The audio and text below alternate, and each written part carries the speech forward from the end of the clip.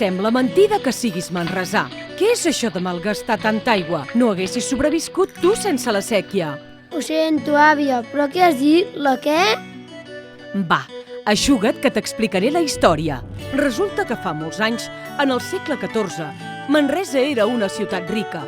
Creixia i cada cop tenia més habitants. Els camps produïen, era un període de progrés i es van construir edificis molt importants, com el Carme, la Seu, el Pont Nou, però l'any 1336, com una maledicció, Manresa es va veure afectada per una gran sequera.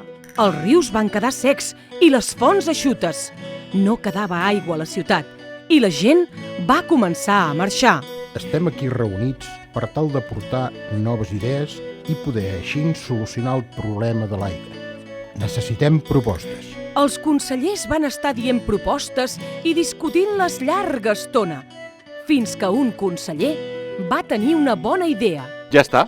I si construíssim una sèquia que desviés l'aigua del Llobregat fins a la ciutat? Oh, sí, bravo! Genial! A Barcelona, al Palau del rei Pere III, va arribar la notícia portada pels manresans i un 23 d'agost de 1339 el rei va donar la seva resolució. Jo, el rei Pere III, concedeixo el privilegi de la construcció i l'aprofitament de l'aigua de la sèquia i deslliuro als manresans de pagar impostos durant 10 anys. Amb el consentiment del rei, ara només els faltaven experts i mestres de l'art del nivell per a començar l'obra. Van cercar els possibles candidats i finalment es va encarregar l'obra al mestre Guillem Catà, que va prometre dur a terme l'obra en 5 anys, cobrant 5 sous barcelonesos més locals. Les obres van iniciar-se per Balsareny, però quan van arribar a les terres del bisbe de Vic, Galceran s'acosta...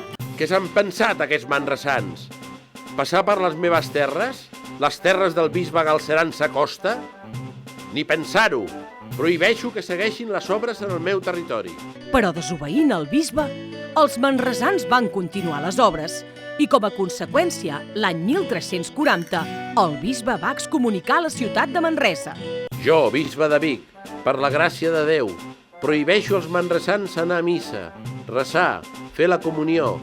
Les esglésies romandran tancades i els difunts no podran rebre sepultura catòlica. Excomunico als manresans.